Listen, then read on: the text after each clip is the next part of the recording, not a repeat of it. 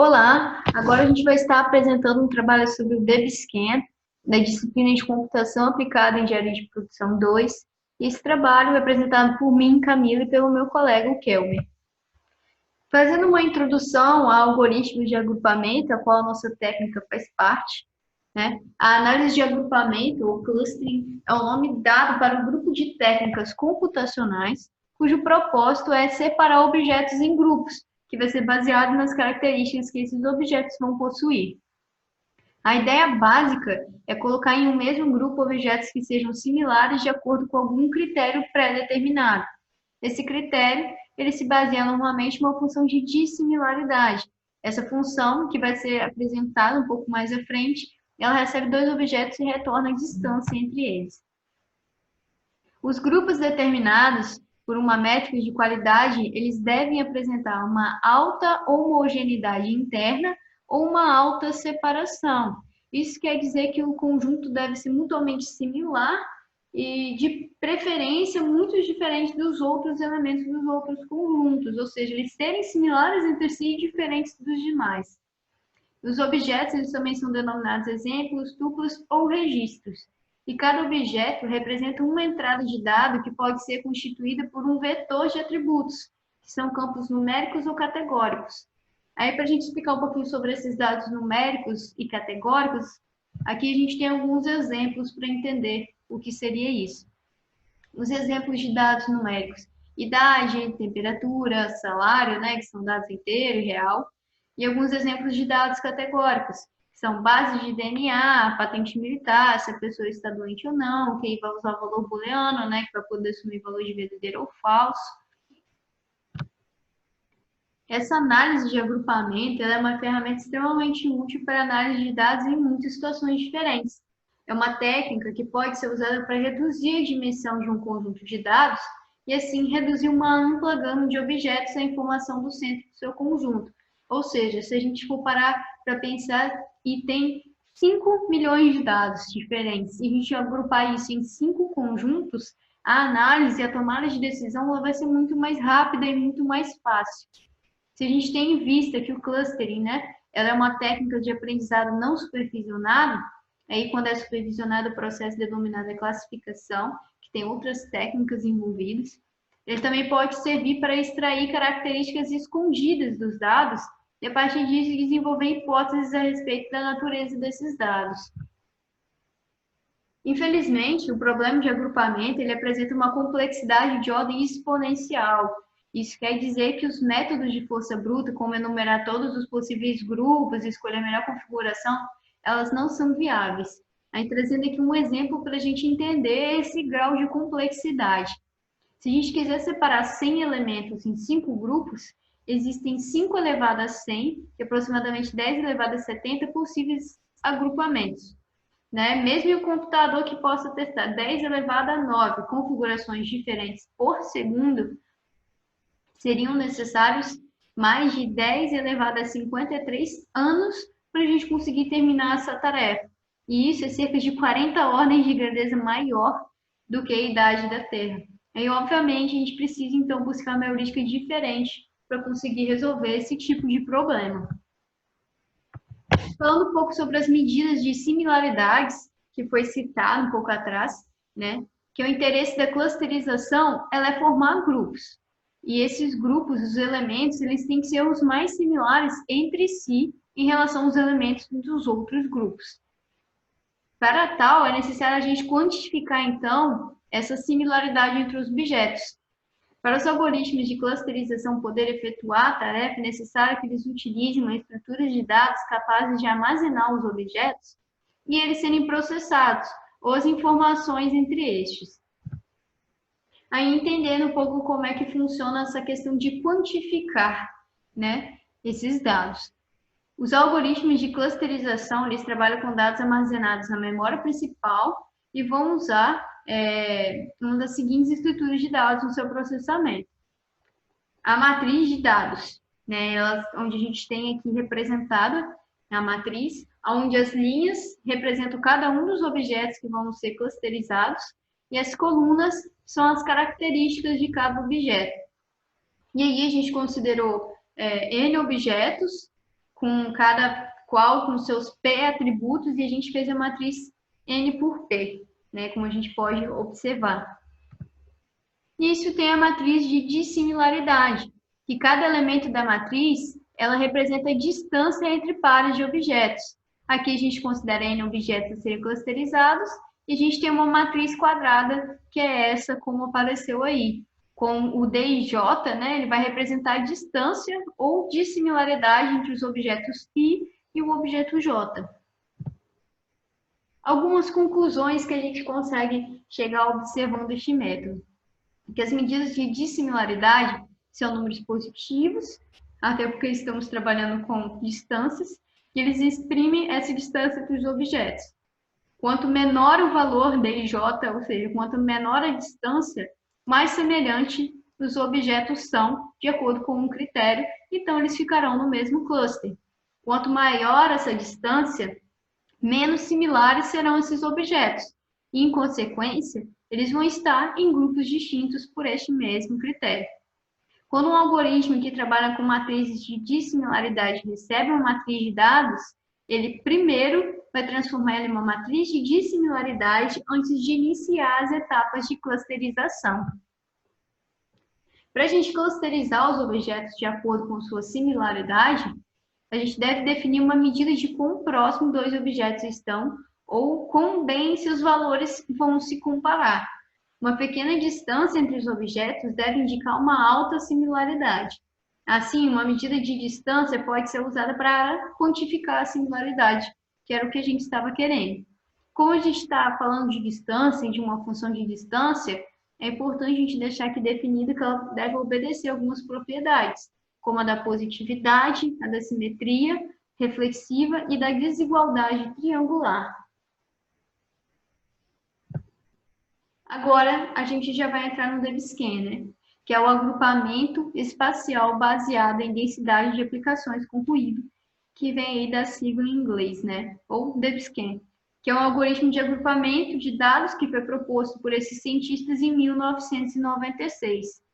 Ele é um algoritmo não paramétrico de agrupamento e ele é baseado em densidade, ou seja, dado um conjunto de pontos em algum espaço, ele agrupa esses pontos que estão compactados juntos, ou seja, pontos que têm muitos vizinhos, ou seja, a menor distância, né?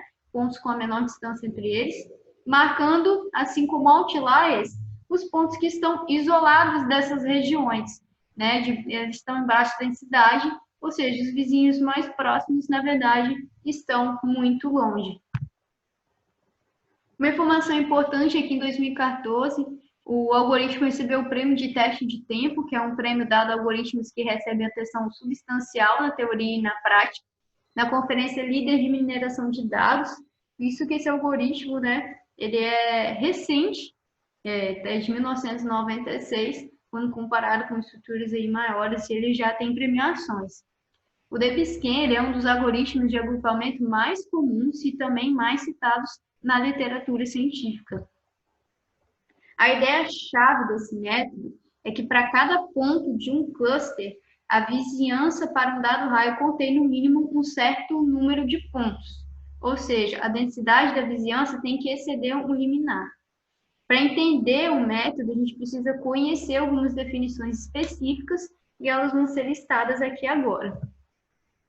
A definição 1, ela define que a vizinhança de um objeto P, que aqui na figura abaixo a gente pode observar que é o que está em vermelho, com um raio, simbolizado por esta letra, como a gente também consegue ver aqui, ó. Ele está marcado da bolinha, né, do elemento P até a borda do conjunto e também tem aqui no Q até a borda do conjunto. Isso é chamado do raio da vizinhança de P e é dado por esse conjunto aí. E aqui a gente consegue observar nessa figura que esses círculos, eles estão representando esse raio de vizinhança aí do ponto Q e o raio de vizinhança do ponto P. Ou seja, os elementos contidos dentro desse círculo aqui, a qual o Q está contido, são os elementos que estão dentro do raio de vizinhança, né? E do P também. A segunda definição é que esse raio de vizinhança aí de um objeto P contém um número mínimo, que são points, que é um termo que vai ser recorrente aqui, de objetos, então o objeto P é chamado de ponto central. Por exemplo, aqui na figura 1, que foi a mesma que a gente utilizou lá no outro slide, se a gente adotar o points como igual a 4, o P, que é o pontinho em vermelho, ele é um ponto central e os demais não são pontos centrais, ou seja, ele tem 4 pontos ali dentro da sua vizinhança. A terceira definição é que se um objeto P ele é alcançável por densidade diretamente do objeto Q, com respeito ao raio midpoints, se P está nesse raio de vizinhança de Q, então Q é um ponto central. A gente consegue observar que o ponto P, ele sim, nessa figura 2, ele pertence também a esse raio de vizinhança aí do ponto Q. Então, Q também é um ponto central.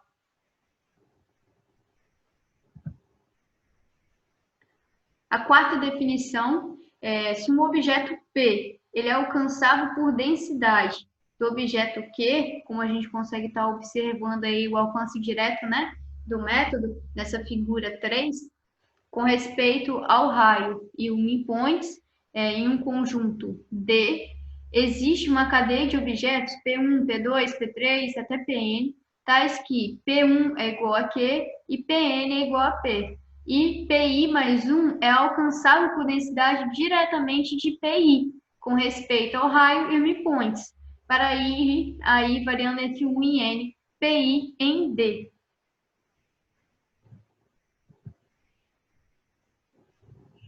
A quinta definição é que se o objeto P ele é conectado por densidade ao objeto Q, com respeito ao raio e midpoints em um conjunto de objetos D, e se existe um objeto D, um objeto O em D, tal que ambos P e Q são alcançáveis por densidade do objeto O com respeito ao raio e midpoints.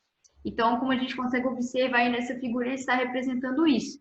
Um ponto P e um ponto Q, que é alcançável por um ponto, né? O, o objeto O, nos dois lados, ou seja, o O é alcançável para P e Q, né? Aí na figura aqui a gente consegue ver que P e Q eles são conectados por densidade, que esse é o termo correto, são alcançados por densidade através do ponto O. A sexta definição, que se dê uma base de dados de pontos. Então, o cluster C, agora ele já está trazendo o conceito de cluster com respeito ao raio e midpoints, é um subconjunto não vazio de D se satisfazer essas condições aqui abaixo. Ou seja, que se P pertence a esse cluster C, né? E que é alcançável por densidade a partir de P com respeito ao raio e midpoints, então Q também pertence a C, que é o conceito de maximalidade. Se Q pertence a C, P é conectado por densidade a Q com respeito ao raio e a quantidade mínima de pontos, ou seja, conectividade. Então, intuitivamente, um cluster no DevScan, ele é um conjunto de pontos que são conectados por densidade que é maximal com respeito ao alcance por densidade. A sétima definição, que traz a respeito do ruído, seja C1, C2 até CK, né, que são os clusters da base de dados D que a gente tem, com respeito aos parâmetros de raio, de midpoints e variando de 1 até K. Então, a gente define o ruído como um conjunto de pontos na base de dados de D que não pertence a qualquer grupo de CI, ou seja, é um ponto que não está dentro de nenhum dos conjuntos, né, de nenhum dos clusters. Como a gente consegue observar aqui nessa figura 1 novamente, o T ele é um ruído, ele não pertence nem a um cluster de P, nem ao cluster de Q. E agora, trazendo alguns lemas que também são importantes para a gente conseguir validar a definição desse algoritmo DebScan. Intuitivamente, esses lemas eles afirmam o seguinte: os dados os parâmetros de raio e midpoints, pode-se descobrir um cluster em uma abordagem de duas etapas. Primeiro, a gente vai escolher um ponto arbitrário do banco de dados satisfazendo a condição de ponto central, que foi citada lá na definição, né, a definição 2, como uma semente. E depois a gente vai recuperar todos os pontos que são alcançáveis por densidade a partir do ponto inicial. E assim a gente vai obter o cluster que contém o ponto inicial. São dois lemas. O primeiro lema, né, que seja P um ponto do conjunto e tudo mais. Então, o conjunto O, onde O pertence a D, O é alcançável por densidade a partir de P com respeito a raio e mipontes, é um cluster com respeito ao raio e mipontes. Não é óbvio que um cluster C com respeito a raio e mipontes é unicamente determinado por qualquer um dos seus pontos centrais. No entanto, cada ponto C é alcançável por densidade a partir de qualquer um dos pontos centrais de C. E, portanto, um cluster C contém exatamente os pontos que são alcançáveis por densidade a partir de um arbitrário ponto central de C. E o segundo lema, que se o C é um cluster com respeito ao raio, midpoints, e P é um ponto qualquer em C, respeitando a regra, então C é igual ao conjunto O. O O, né, é alcançável por densidade a partir de P com respeito ao raio e a midpoints novamente. De acordo com as definições 7 e 8 que foram listadas lá, o Debscan ele é designado para descobrir os clusters e ruídos em uma base de dados espacial. Isso quantifica o método em classificar diretamente os ruídos, que por outros métodos de clusterização, que também são times de trabalho aqui, o K-means, hierarquia e tal, seriam colocados obrigatoriamente e equivocadamente em algum cluster, não necessariamente formado só por ruídos. Ou seja, a diferença do Debscan para outros métodos em que ele definiu nesse segundo lema. Sempre que um ponto está longe o suficiente de todos os outros pontos, ele é classificado como um ruído. Ele não é necessariamente inserido dentro de um grupo, dentro do grupo que está mais próximo a ele, mesmo o grupo estando longe. Não, ele vai classificar este ponto isolado como ruído. Bom, agora a gente vai falar sobre as suas entradas e saídas do algoritmo Debscan. As suas entradas é o conjunto de dados onde que tem o seu raio e a quantidade mínima de vizinhos para o objeto ser considerado central minipoints, onde a gente vai falar agora sobre ele. O Debscan ele possui dois parâmetros. O primeiro é o EPS, que é a distância entre os pontos. Isso significa que se a distância entre um ponto e o outro é menor ou igual ao valor do EPS, então estes dois pontos são considerados vizinhos. O segundo ponto, o segundo parâmetro, ele é o minipoint, onde que significa que é o número mínimo de pontos necessário para formar uma região densa. Por exemplo, se o minipoint é igual a 5, então são necessários 5 pontos para formar uma região densa. Agora falaremos das suas saídas. As suas saídas é o agrupamento particional de X. É dividido em 5 partes. O primeiro, ele rotula cada objeto como central, borda ou ruído. O segundo, remove os objetos rotulados como ruído. Terceiro, liga todos os objetos rotulados como centrais que estejam dentro de um raio que foi proposto uns dos outros. O quarto, define cada componente de objetos centrais conectados com um grupo. E o quinto, ele insere cada objeto rotulado como borda ao grupo de alguns dos seus objetos centrais associados, resolvendo etapas que venham a ocorrer. Agora a gente fazendo um exemplo de aplicação na engenharia de produção. Um problema para ser resolvido com o algoritmo Debscan. Bom, temos um gerente de uma indústria de roupas masculina e feminina e tem um problema a resolver. Seu chefe está querendo fazer um investimento em matéria-prima para aumentar o volume de vendas no período do Natal, mas só tem capital para fazer um investimento em um segmento, masculino ou feminino. Com isso, o chefe ele chama o gerente para saber onde deve ser feito o investimento. Logo, o gerente ele pega uma base de dados de vendas do período do Natal do ano passado para fazer essa análise. Ele utiliza o software para fazer essa análise. Agora a gente resolvendo o problema proposto, Vamos utilizar o software para fazer análise com o algoritmo DBSCAN. Vamos em Explorer.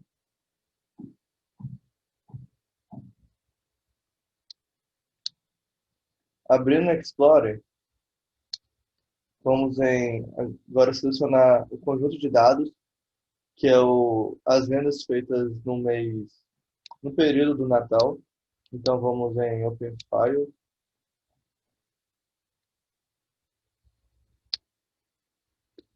Vamos em Desktop 4.3, 3.4, 3.2. Vamos nas indústrias de roupas. O arquivo foi salvo em CSV. Então vai ser venda de indústria.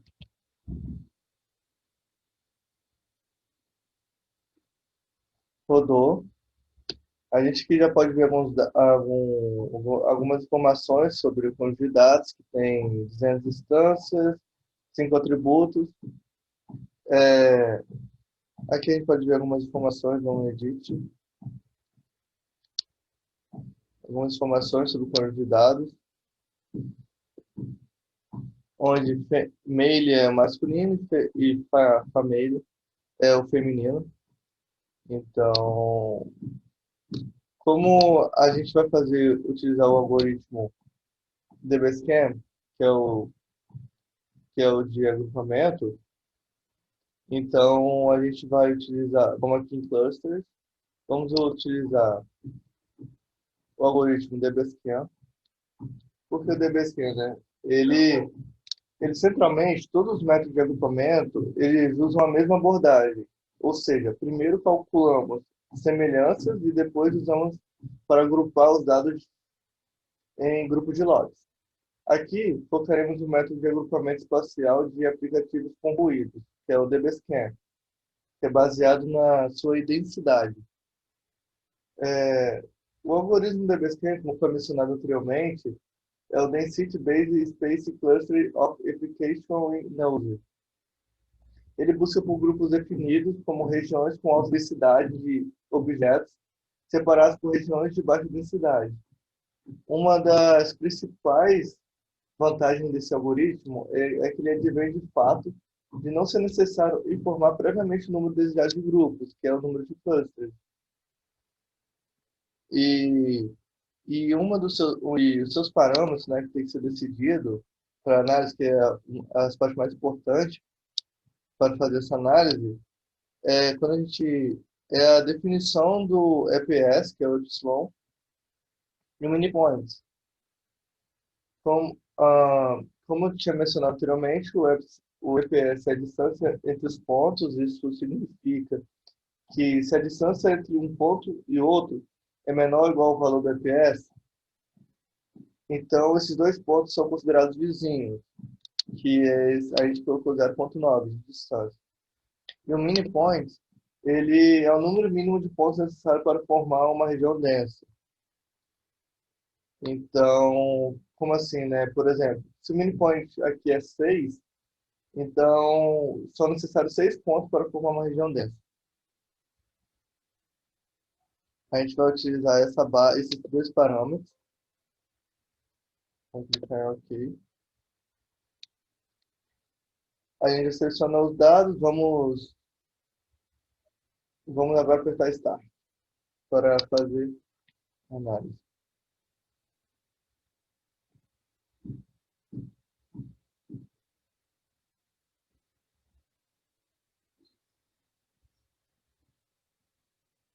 Bom, aqui sai o resultado do algoritmo. Vou explicar para vocês. Aqui fala o que foi utilizado, os clusters utilizando o algoritmo DBSCAN. O dados que foi utilizado, que é a venda de indústria, as instâncias e os atributos.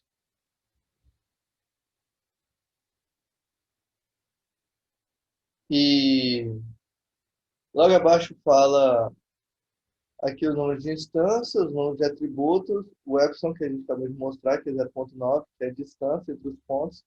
Foi utilizado o mini points, que é o número 6, é, como foi mencionado anteriormente, nesse algoritmo não é necessário colocar o número de clusters necessário.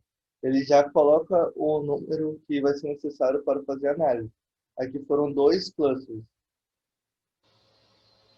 Então, aqui a gente vê, através dos registros, o registro foi para qual cluster. Então, começa sempre do 0. Então, é 0 e 1, são 2 clusters. E observando aqui, vemos que o 0 é correspondente. O 0 é correspondente ao masculino e o 1 é o correspondente ao feminino. Então, logo descendo, a gente tem um resultado. Aqui, ele também, dos seus pontos fortes desse algoritmo é que ele dá o resultado muito rápido. Podemos ver aqui em 3,4 segundos que o resultado já foi proposto. E vimos aqui, através da análise, que, como a gente acabou de mencionar, 0 significa masculino e 1 feminino. E através desse grupo, desse ajuntamento de dados, concluímos que as maiores vendas foram feitas para o segmento feminino, que foi 56% das vendas feitas no período do Natal. Então, podemos concluir que o investimento deve ser feito no segmento feminino. Também podemos ver a questão do gráfico, informações extras, né? Caso a gente queira saber mais sobre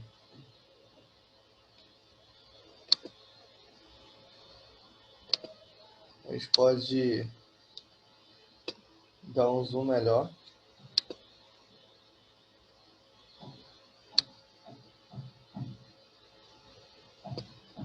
Existem vários dados propostos. E aqui fala, cluster 0 é o azulzinho e o cluster 1, que é o feminino, é o feminino. Cluster 0 é o masculino, que é o azul, e o cluster 1 é o feminino. Podemos chegar mais perto ainda.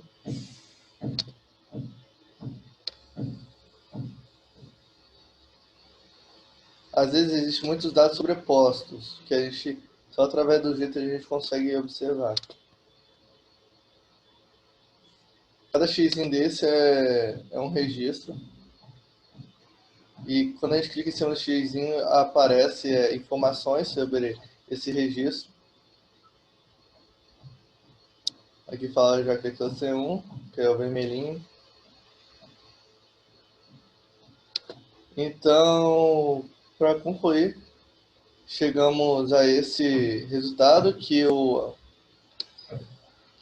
segmento que mais vende no período do Natal é o feminino, então, consequentemente, o investimento deverá ser feito no segmento feminino.